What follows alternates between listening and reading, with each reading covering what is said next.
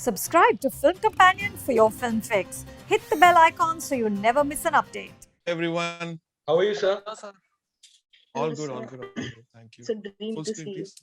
Okay, guys, we've forgotten the ground rules immediately. Please keep yourself on mute. I think, yeah, but it's too exciting. So everyone wanted to say hi to Rahman. So they can excuse them for like 2 seconds. A big hi to everyone. God bless you.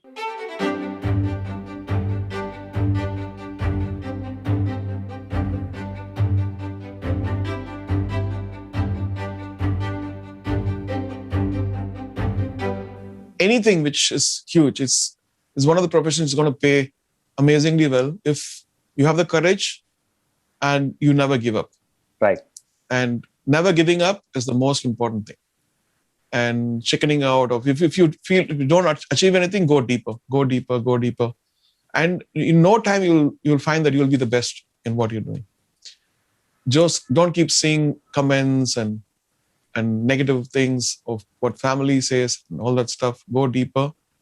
And in my case, I want to just tell something like an anecdote. Like when I left Mr. Ilayaraja, I came out, and my mom was very insecure. Oh, you left a job, he was paying you every day, and what is going to happen to the family? You're going to drag everybody to the streets. And I just kept quiet. I just put my headphones and start practicing. I'll be practicing so many different things, just all the stuff I knew I was getting better at. And automatically, people started knocking your door. It's like the universe will hear that. It's not through Facebook or Instagram or Twitter, but there is some other beyond connection which connects all of us. And that'll be heard. If you're really true to yourself and you're honest with your thing, I think it comes to you. I've seen many filmmakers, musicians, all rising up like that, who just forgot about everything and just became the art. When I look back, not having a father was definitely a minus, but also my mother compensated for that. And so there's no conflict between mother and father. So I can't say, I think everything, even every good and bad thing which happens in your life is actually meant to be. And if you take that as in the bad, there's good hidden, and in the good, there's bad hidden. And that's a recent wisdom I've got in the past 5 years. Yeah, I think last week I had a root canal, and so they just put syringes and kind of torture you to redeem you from the pain. Is when I realized actually sometimes death is more calming than suffering for ages and years, because you suffered for 8 years. And that actually I dealt with my pain that time better, thinking that this is the pain we were giving in protecting her from, when I go through sometimes the streets which are cluttered, ugly, and completely, it's like a junkyard. But if I put music and then I go in the car, the whole scenario changes. It becomes poetic, artistic. So that is everybody can try that. You can go to the most ugliest place, put the most beautiful music, the whole scenario changes, right? And that's the power of music. In 3 seconds, it transforms you to the composer's mind who's composed it. Imagine Mozart's Requiem playing on this junkyard. And that immediately gives another artistic whole realm to the listener and the viewer.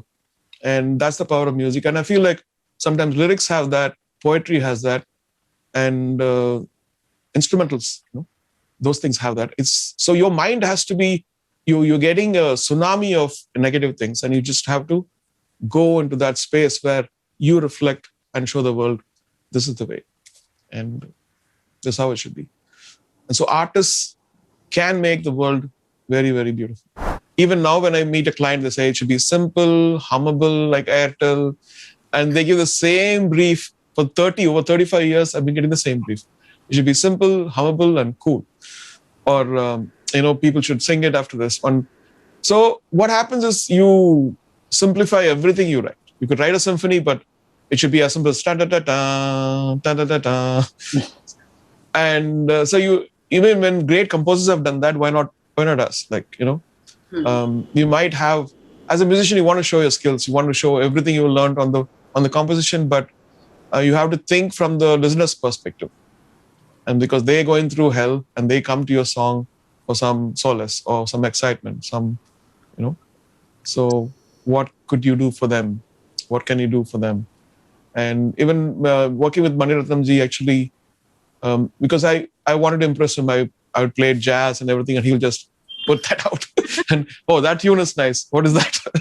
So then you say, okay, he wants that because it's simple. And then you understand from a larger perspective of what music could do and how universal it could become. I mean, of course, you could do jazz, but then it's very esoteric, smaller audience, which is fine. Sometimes you need to do all that. Otherwise, sometimes I feel that I'm doing very, very simple things, which is boring for myself. And then start doing something which is, that's how I think Jia Jale, like in Jia Jale, all that stuff, the syncopation happened because Sivamani came in that time, and we were challenging ourselves. And, the whole BGM, which has got all that syncopations happen. Sometimes when the song is very solid, you can go into all these gimmickry and come out of it. It adds so much of life to everything. The K-pop thing, actually, if you look at the whole, the marketing strategy, everything, the government is helping them. The whole system is helping them because they want to bring South Korea to the world map. And they brought it already almost with collective filmmaking and classical music and, pop and all this stuff. I think India needs to, that we should stop all the fights and then look at the young people achieving greatness and as inventors, as artists, as leaders of tomorrow. I think that's one thing which our foundation is doing. Go beyond all this divisive things, but look at what we need to do for the future.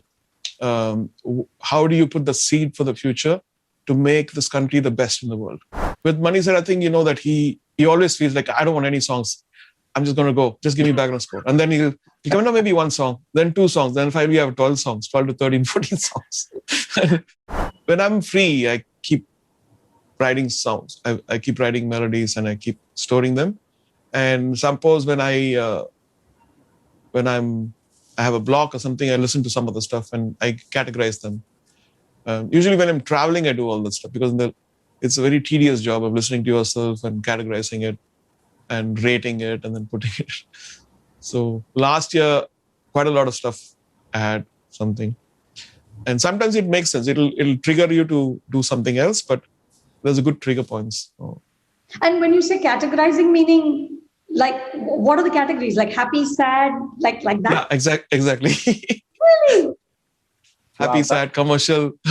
That is super organized. That's like not that much. I think like 20%, I would say. Not the rest of the 80% is all fully chaos. Wow. Like, sometimes, you work on a song, you just go deeper, nothing happens. And finally, and you get up and then you feel like you sit back and then the magic happens. So that's one thing I've found, that when you just give up and there's something waiting for you. So it's happy, sad, commercial. I love it. Happy, sad, commercial, disco, peppy, Punjabi, rag based. Oh my God, this is an interview in itself, Anu. We should have just made this the topic of the interview. You always keep your mind open for happy accidents, as they call in English, and prepare for that. So those accidents sometimes, for instance, there's a song in OK Kanmani, which is Kara Atakara.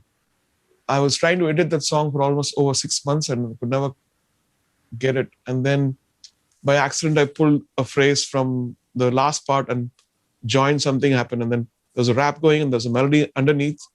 And then that magic happened. And I said, oh my God, this is great. So I'm unprepared usually. Like I try to initialize my brain saying that I don't know anything. I'm going to sit there and see what happens with an intention to surprise myself and surprise others. So you've been in music, you're listening to loud mixes and you're arranging them. I think just quietness helps, just sounds of nature. But then I always lean on towards classical music, whether it's Western classical or Hindustani or Qawwali or Carnatic music. Are there any specific artists?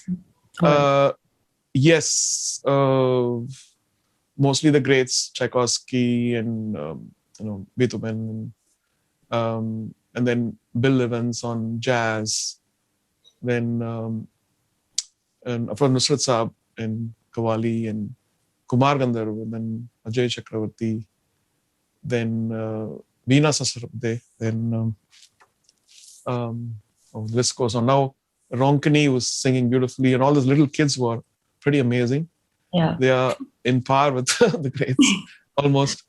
True. So yeah, I think then Pratibha, who does all the ghazals, and we've been telling about miking on how she has to each prophecy which is given to humankind, whether it's Gita, Quran, or Bible, they are like an owner's manual for the human body, the human behavior, and the consciousness, and they teach you what is good, what is bad.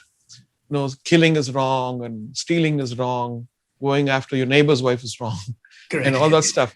Yeah. So, and you'll get harmed if you do that stuff, and fornicating is wrong, and all this stuff. So there are certain results to that, and in my opinion, you should things actually when you immerse in great philosophy and teachings, you have to find your own truth.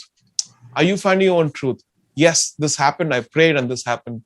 I did this and this happened. So if you are deep into that stuff, you'll be self-guided, and there is truth in everything, I feel. And when you talk about poetry, you talk about Thiruvalluvar, who's a Jain poet back in the south.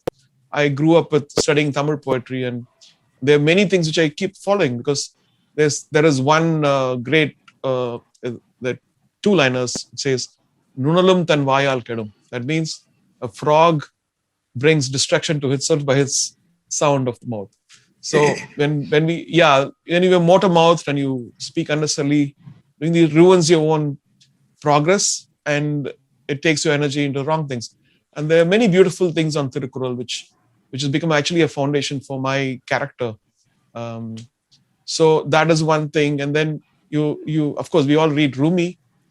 Rumi stuff is beyond religion. You feel like Absolutely. when you listen, when you listen to it, you feel like this is the truth. How does he know about it? Yeah. So he says like you're not a drop in the ocean, you are an ocean in a drop. Is huge. Yeah. It's huge. That means that our body and our soul is not just what we seem to understand, but it's beyond. And then he says the wound is a place where the light enters. Absolutely. And when you see that every low point of your life actually opens up new doors in your imagination and the way it structures your life. And there's a tragedy, and then many beautiful other things open after the tragedy. And there's a success, and many devils are underneath, hidden.